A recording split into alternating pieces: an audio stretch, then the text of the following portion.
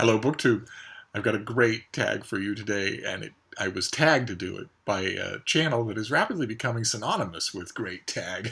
Stripcover Lit came up with the Badass Short Story 101 tag with a special Leonardo da Vinci theme. It's meant along the same lines as their Poetry 101 tag, which is to sort of shine a little extra light on a kind of writing that doesn't often get talked about on BookTube. And I wholeheartedly approve of that, but if the Poetry 101 tag was largely impossible, a Short Story 101 tag is even more so. I don't have any idea how many short stories I've read in my life. I couldn't even begin to do 10. I think there are 10 questions here. I couldn't even begin to scratch the surface. I could do 10 of my favorite Eudora Welty short stories, and that's just her. I could do 10 of my favorite 20th century American short stories. So when I was thinking about the tag, I realized I had to narrow it down somehow. I'm just going to have to hope there's a 102 and a 103. So I narrowed it down to science fiction, because there's a lot about the career of Leonardo da Vinci that reads like science fiction, which might be why he's the only figure in history who's met not one, but two Starfleet captains. So we'll get right on here. This is question number 1 is the 5 grotesque heads. I wish I had the technology to put the pictures up here, because any glimpse of Leonardo's artwork in a day is well worth it, but I don't. So, a sketch by Da Vinci, the extreme vision and artistry leave the audience gasping, grasping, and wishing for a fuller piece. What is one short story that you wish were a novel? There are quite a few for me. The one I picked for today is something I wholeheartedly recommend.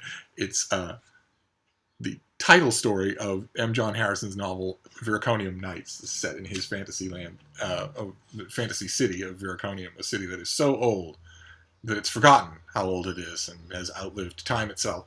And I wanted to read you the beginning of it. I promise I won't read a chunk from every one of these, but his prose is too good not to quote.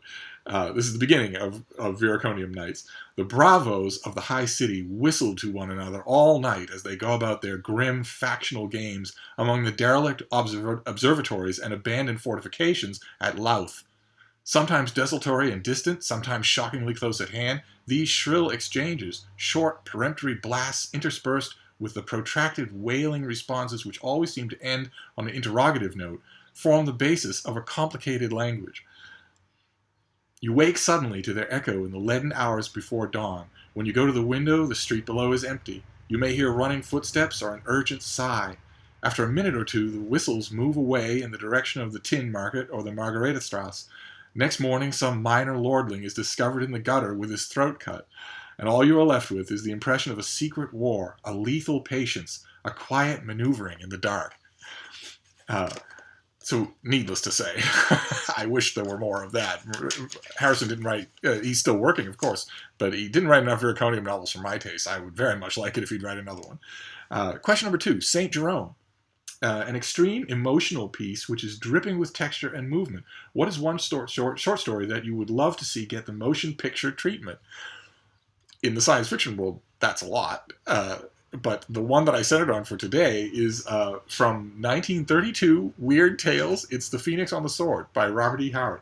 It is a Conan the Barbarian story, but it's not a Conan the Barbarian story of a type that you would think of.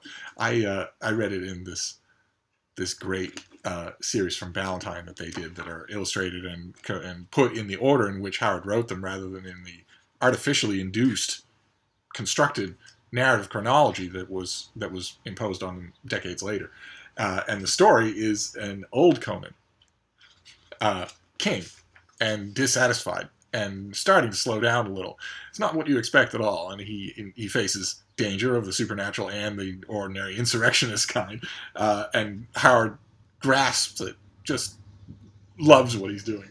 Tells us Conan is trapped and outnumbered, and Howard tells us, with his back to the wall, he faced the closing ring for a flashing instant, and then leaped into the thick of them. He was no defensive fighter. Even in the teeth of overwhelming odds, he always carried the war to the enemy. Any other man would have already died there, and Conan himself did not hope to survive. But he did ferociously wish to inflict as much damage as he could before he fell. His barbaric soul was ablaze, and the chants of old heroes were singing in his ears.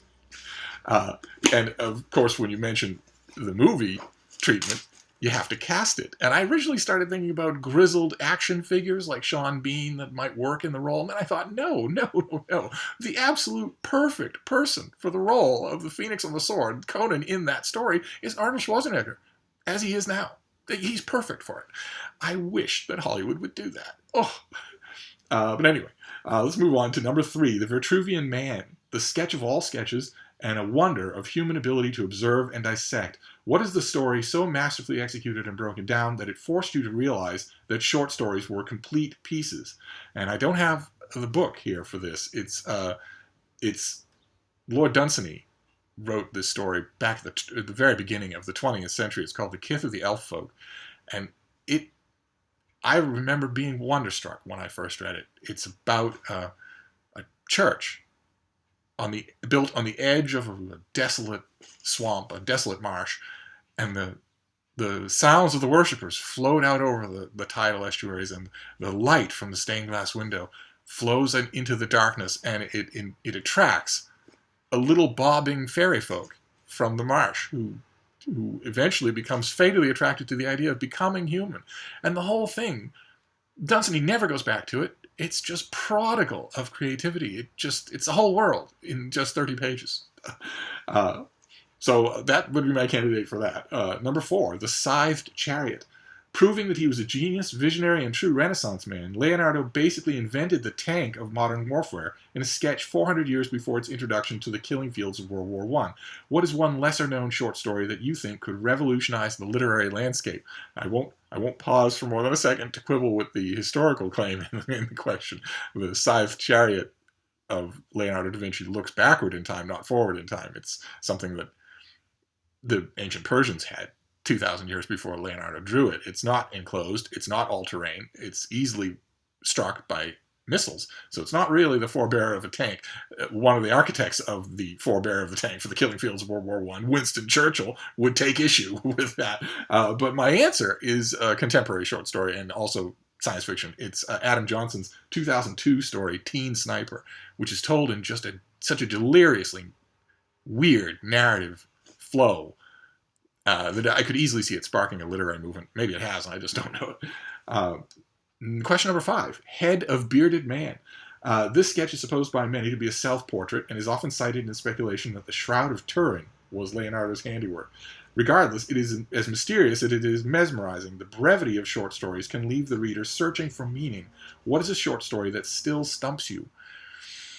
For me, that would be Your Faces, Oh My Sisters, Your Faces Filled of Light, by James Tiptree. That it was from 1976, anthology called Aurora, which was put out by the great science fiction writer Vonda McIntyre.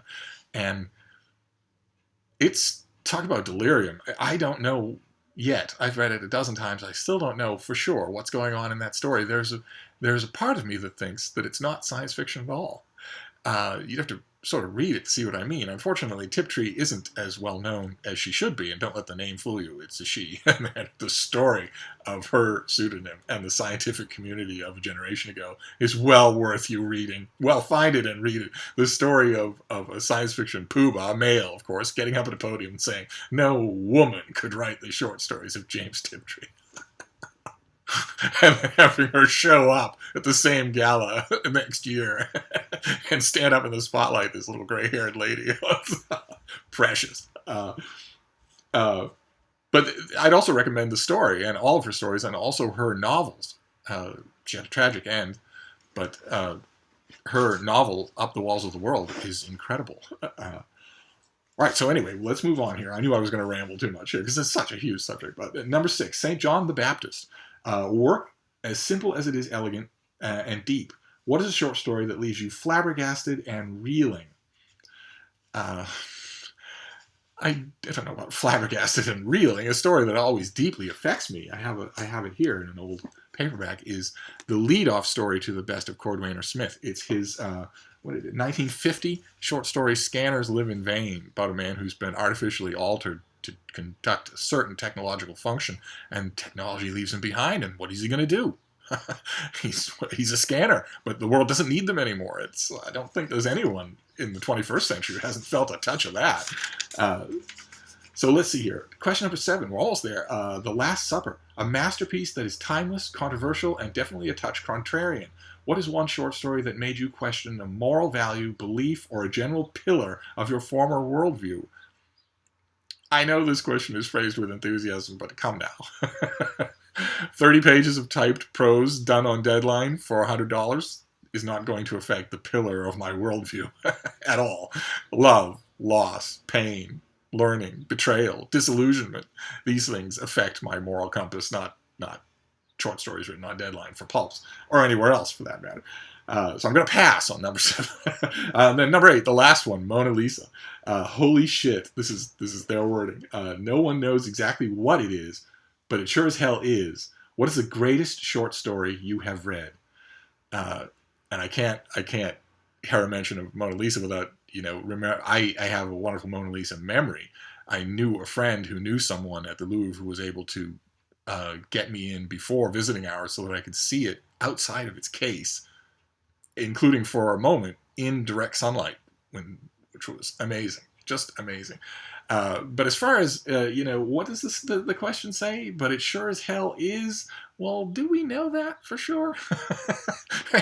I mean, you wouldn't be my channel if there weren't a crackpot digression somewhere, but I've got a mother of all crackpot digressions for this one. Do we know that we're looking at the Mona Lisa when we line up in the huge crowds to go and see it? It was stolen from the Louvre in 1911, and it wasn't recovered again for 2 years.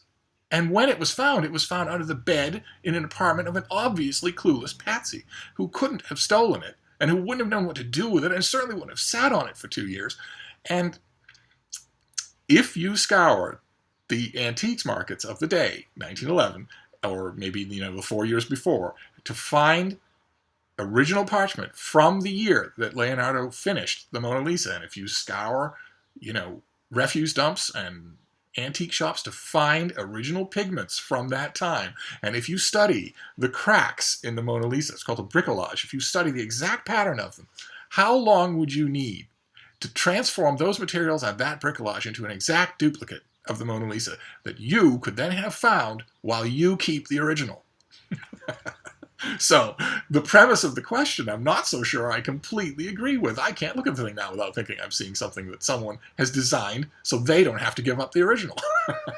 But my answer to the question, the greatest short story that I've ever read, only for science fiction, and only really for this time of science fiction, there's endless counts of science fiction, the one that sticks with me the most is Joanna Russ's 1982 story, Souls, which is historical science fiction. It's a rarity on its own, and is just